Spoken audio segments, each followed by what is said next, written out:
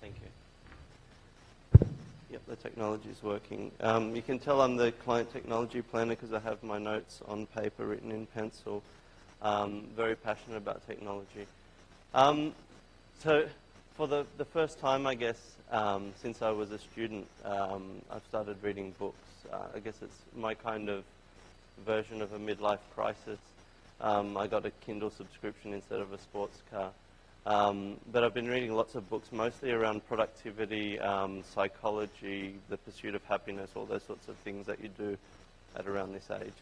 And one of the key themes that you find across all of these different areas is the notion that the world's becoming an increasingly distracted place. That's why you've got people on technology almost non-stop.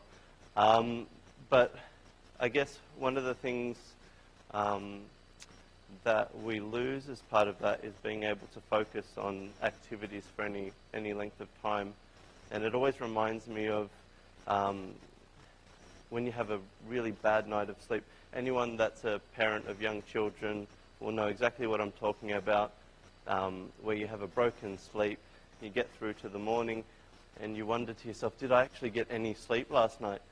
And the workplace is really becoming that way as well, where some days after, all the emails and the meetings and the text messages and the news that comes at you from left, right, and center, you get to the end of the day and you wonder what you really accomplished after all of that.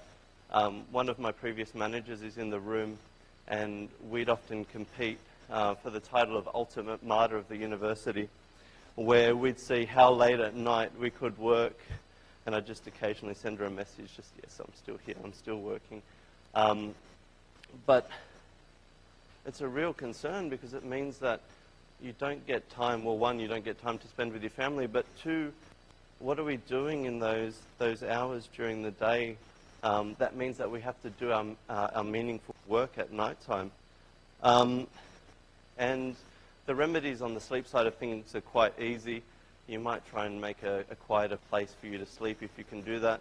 If you're a parent, you just resign to the fact that you'll never get a good night's sleep again. But how do you do that in the workplace? How do you create an environment where you can actually get your work done and get to the end of the day and feel like you've accomplished something? And one of the themes across all these different areas is the ideas of essentialism and minimalism and mindfulness, which you just can't escape at the moment. But they're really, really important things because they all involve the Pareto principle, the idea, the 80-20 rule, the idea that you focus on the important few and ignore the trivial many things. It's the idea that you focus on less things, but you do those things better. So how does that relate to ABW? What is activity-based working? Most people will describe it as a style of architecture, the way you lay out an office, the idea that you've got your working environment set up for a bunch of different activities. Now, how does that actually play out in the workplace? Well, you end up with a bunch of different environments that support different activities. So you might have a space that's suited to collaboration. You might have an environment that's suited towards individual work. I've got some slides which are kind of more of the out there kind of spaces. I won't, most of these are taken within Sydney, but you've got, I won't tell you which ones are which, but you've got Domain headquarters, you've got Cisco headquarters, Living Edge furniture company, but they provide all different settings. And I guess the commonality between them is that they feel like home. You understand what you're supposed to be doing in the different places. So these are a few other examples. Some of them are quite wacky. One of them is actually modeled after the Harry Potter library. It's kind of hard to see with this contrast, but it reminds me of a university library in some ways, where you've got a desk set up with task lighting, and it's actually a fake bookshelf behind it. So each of these different activity-based working settings has different performance characteristics suited to support the different activities that we do. The offices are generally open plan. They generally follow hot desking, where at the start of the day you take out all your technology, you do your work and put them back in a locker at the end of the day. Usually that's the thing that most people don't like. But I guess the most important thing about all the different ways that you can implement activity-based working, it relates to a term that means something I've learned means something different in New Zealand. It's all about choice. Apparently, choice means something different here, but it's still a positive term, which is good. But it's about a choice of working environment for the different activities that you want to do. It's not so much about the building or the architecture. It's about the people, the culture of your organization, and encouraging different behaviors. So, why does it matter? As I said, it's not really about the space. It's actually about breaking old habits. When you change your space, you almost inevitably change your culture. And another thing that you do by changing your space is really shine a spotlight on the current culture of your organization for better or worse. But you'll really get a good sense of what the culture's really like. One of the things that a lot of organizations do activity-based working for is to solve the space problem. So in many companies, I think the studies that have been done indicate that on average 60% of the desks in any office environment are vacant. That's done in corporate world. I don't think they've done that in education, in the education space. But when we invited people in to actually take notes on what the utilization of office space was like in our building, we found the exact same thing, that 60% of any of the space was completely unutilized on average. So my experience with this kind of area stems back to about 2009. I used to work for a company called Accenture, and we were running out of office space in North Sydney. Google had just opened up a new building in Pyrmont across the road from Star City. That's probably the best landmark to describe it by. But it was this beautiful building on the water, and it was really good for us to move into that building, not because of where it was, but the fact that Google was in the building as well. So it meant that our organization really tried to keep up with the Joneses, which meant that we moved from a kind of a sterile, very 70s office space into this brand new, beautiful space with breakout areas that looked out over the water and desks in rows, because Google worked that way. Why couldn't we work that way? And whilst that worked really well for the management consultants, they're rated based on how much time they spent out at customer sites. So they'd spend, if they wanted to be paid, they'd spend 90% plus of their time out at customer sites, which ended up in a lot of wasted space. But our team was looking after aviation software, which meant a lot of time at the desk interacting with remote customers. And what we found moving into the environment was that very quickly there was a space race where turf wars happened almost immediately. The director of our area, of course, ended up in the corner of the office with glass each side, and then his direct reports sat around him, and then their direct reports sat around them, and then you got to me in the middle of the building because I wasn't doing very well in the organization, so I was near the toilets. But yeah, I know. This is the point where you feel bad for me. But what happened was, it was really sad because we built this brand new office, and within 2 weeks we ended up with name tags on desks, and it really wasn't being used the way it was supposed to be. So fast forward to 2016, I'm on my reading thing. I'm really excited about productivity and all that sort of thing. And an opportunity came up to lead an initiative to bring ICT, or our IT department, into this century and build an agile workplace. So I jumped at that because it was very exciting for me, and we got straight into the planning process, which was quite interesting. the thing that we found was that, we did a little bit of research, the thing that we found was that about 20%, I think it was Robert F. Kennedy that said about 1/5 of people are against everything all of the time. So no matter what we did, that 20% would be against the effort. Some recent research indicates that about 10% of people already work in an agile fashion or are just naturally well suited to it. So it left us with about 70% of people that we had to bring on the journey towards a more agile working environment. So how did we go about winning the hearts and minds? We held regular sessions. We invited criticism, but not cynicism. It's very important to get real, honest feedback, but you really don't want the cynical people in the room because they'll just drag everyone else down. We really tried hard to invite that constructive criticism that we could actually address. We ran tech productivity sessions, which I described to all of ICT, all the different products that we already offered and what they could do and how they would help people with their different workflows, whether it be using digital signatures or how to use OneNote and all the different Microsoft bits and pieces to go about their day. We ran a competition for naming the meeting rooms and the different we're putting through the office.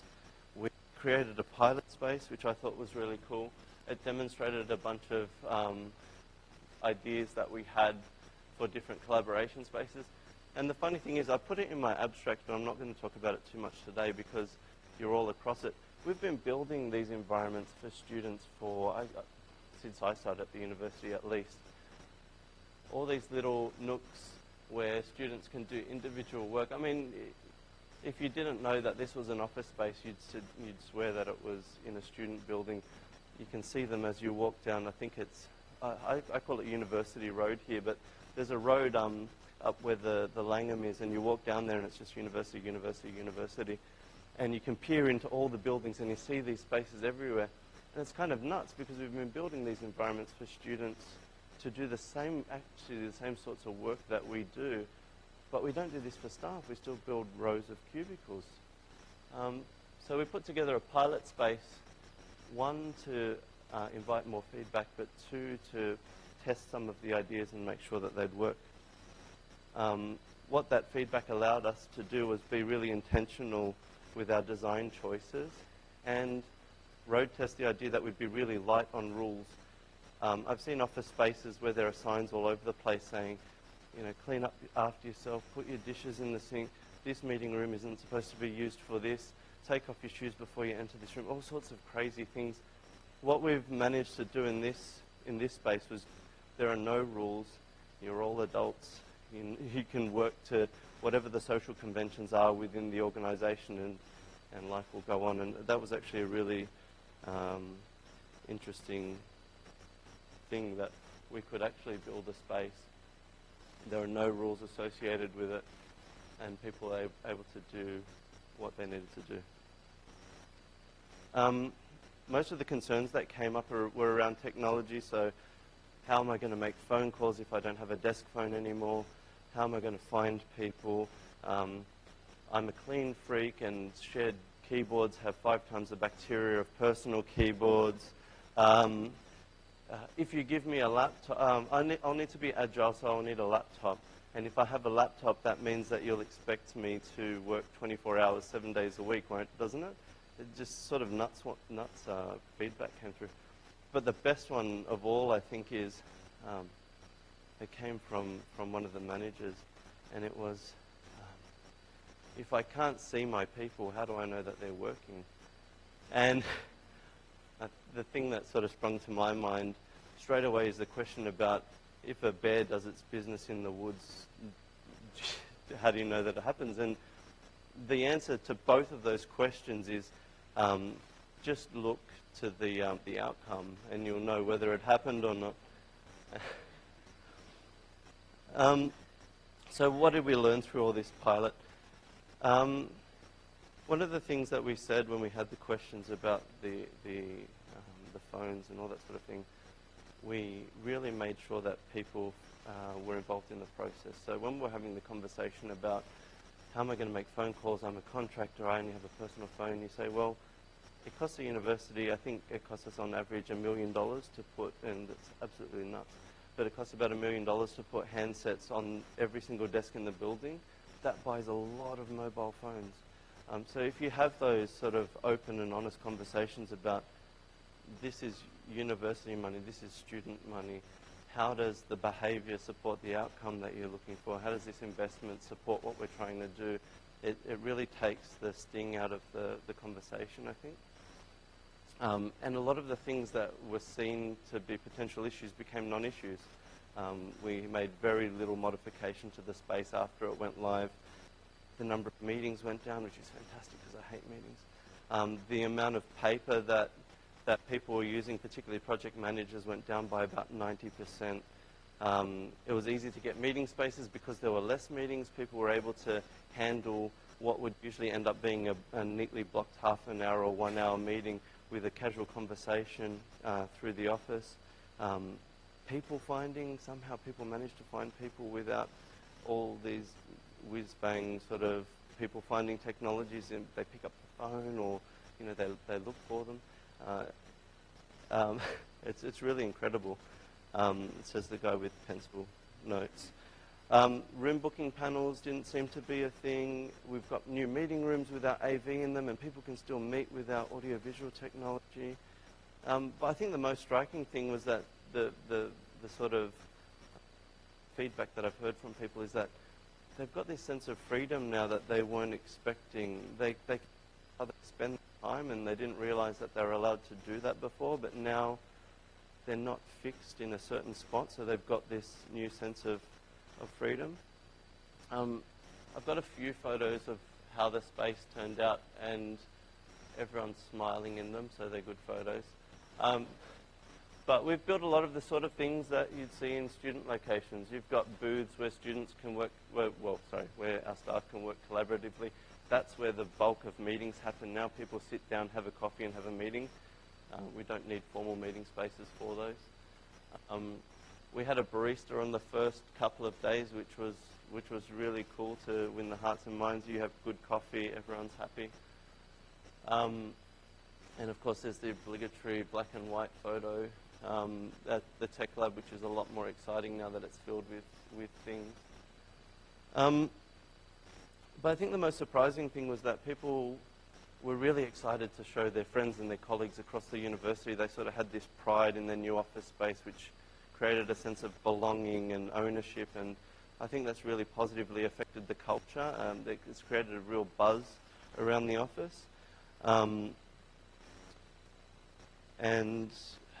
I think that's probably been the most astounding thing, that I really wasn't expecting, that I was really going to create a bit of excitement across the organization. We put in new work points with the Targus docking stations hidden under the desks. They've been really well received because they kind of work with everything. We've put in lockers for people to put in and put away their stuff at the start and end of the day. But there are a lot of little informal spaces that we've been building for students for years, but we decided to put them in an office space, and they're working really well. So what I'd suggest, what I've learned through this whole process, I think, is that the perfect office space is a deeply personal thing, and it changes over time, it evolves, and it changes as we change. So coming back to that word from earlier, I think if you allow for choice, but then leave room to evolve your spaces over time in response to feedback, it's a really powerful thing. If you do this, provide snacks for your staff, because one, it keeps them refreshed, two, it keeps them in the space and it keeps them motivated, and it's a really low-cost way to encourage people to stay in the space.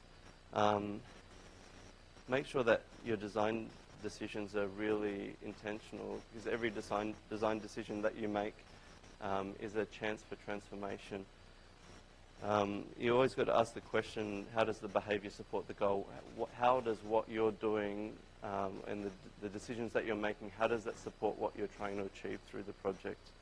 Make leaps that make differences. So for example, coming back to the collaboration thing, if you want to encourage collaboration in your organization, don't put in a table. If you put a bunch of people in a room with a bunch of chairs and there's no table, there's no way that they can't be collaborating. You create those sort of it's kind of like a campfire. There's nowhere to put anything down. You talk to each other. It's amazing. The other thing that we learned, I think, is that not all roles are suited to agile work environment. Most of the people that we moved into this new space are project managers, product managers, service delivery managers, relationship managers, people that they do spend most of their time outside the office. So their roles are very well suited to this kind of environment. Some others that moved into the space, BAs that work with large spreadsheets and that sort of thing, that some of them spend a lot of their time at their desks, not so well suited to this kind of environment. So you need to be really careful of roles that you're expecting to work in these kinds of environments. Choosing things to put into the space. The best test, I think, is the escalator test. What does this become when it's not working? When an escalator doesn't work, it becomes stairs.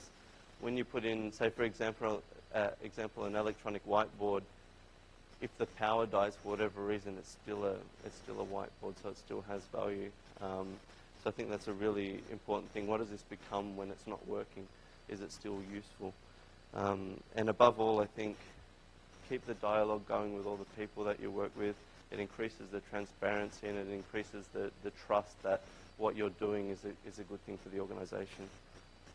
In the broader sense, I think this kind of environment has really invited us to stop celebrating being busy as a proxy for productivity. The kind of idea that busyness is a sign of a measure of your importance in the organization. I think if we stop focusing on absenteeism and start focusing on presenteeism, there's a whole bunch of people that come into the office when they're unwell or even worse, completely demotivated. If we moved away from actually empowering people with tasks and then trusting them to work to the outcome and managing by accountability, it's a really powerful message that we're there to get things done, not to be outwardly busy all the time. And it also allows people to sort of tap into their intelligence, their capability, resourcefulness, and initiative to get the work done in ways that aren't particularly well suited by the kinds of environments that we have today. And the last point I'll make is around collaboration. So collaboration is probably one of the strongest buzzwords at the moment. We often forget that the line from, I think it's the second Jungle Book, where it says the strength of the wolf is the pack and the strength of the pack is the wolf. We forget that the success of a collaboration effort really is inextricably linked to the success of the individual, and that individual work is the highest value work that we do. So I'm not selling anything. I'm just trying to share a recipe that we've followed. Hopefully you'll find some of the ingredients useful. Whilst ABW isn't perfect, I think it's a move in the right direction. It's a good evolution in the workplace. And it provides a really exciting opportunity, I think, for us to get more absorbed in the work that we do more meaningful work, and hopefully make us happy at the same time. Thank you.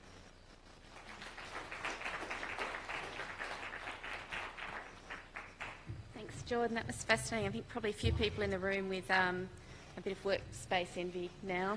Certainly it's nothing like the spaces we're in at UTS. Are there some questions people have for Jordan? We've got about 5 minutes. Yep, at the back. Just a loud voice if you can.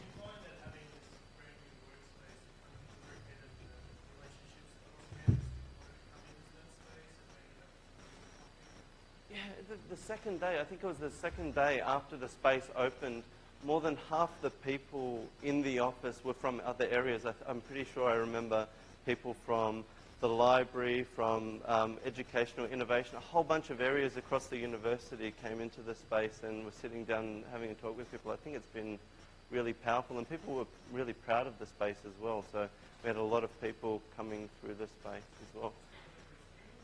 No, the Bristol's only for 2 days. We're also building a new building over the next couple of years. It's called the Administration Building. Some people call it the Ivory Tower. But we're hoping to do agile workspaces in there. So this is really a case where we're saying, look, we'll try it. We'll try it first and see how it works before we put it onto anyone else. There's another question back here.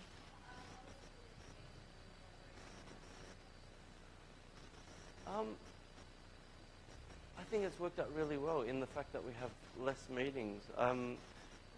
It's really funny. I've been working with people a lot more, but I've also had a lot more time to myself, and I have no idea how that works. I understand it doesn't work on a time scale, but I've been able to intentionally chunk time where I'm available for collaboration, but then also chunk time where I'm doing my individual work, which is, as I said, quite important.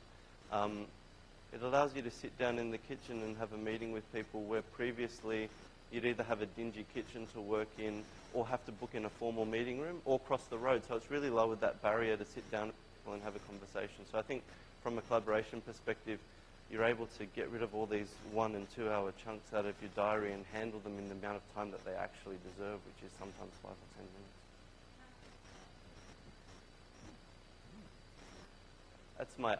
That's my ultimate martyr rival. Yes.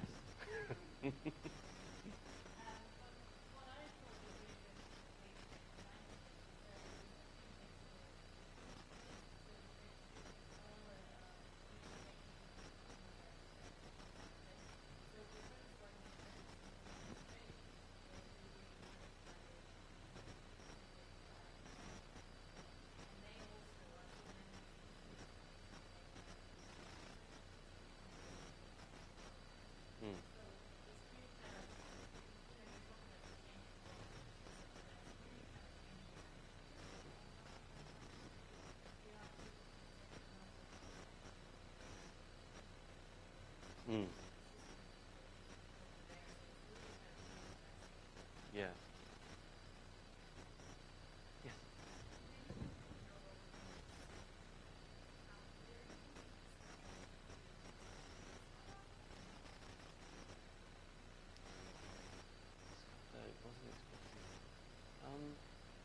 People were happier with the space, and I don't want to paint too rosy a picture, but people were happier with the space than I was expecting. I was really anxious about it because to be perfectly honest, I was a bit reluctant for the change as well because I really like having my own stuff. I'm one of those germaphobes that hates using other people's keyboards. But it was overwhelmingly positive. There were some people that, as part of the before and after study, focus groups were asked whether or not they'd revert back to the old office if they had a chance. And I sat on 2 focus groups, and out of, I think it was about 20 or 30 people that were being interviewed, I think only 2 said that they'd go back to the old style of working, and that's because they sit at their desk all the time so that they found no benefit in having to pack and unpack their stuff. That's the biggest gripe. If you're moving around a lot, you're used to that sort of thing.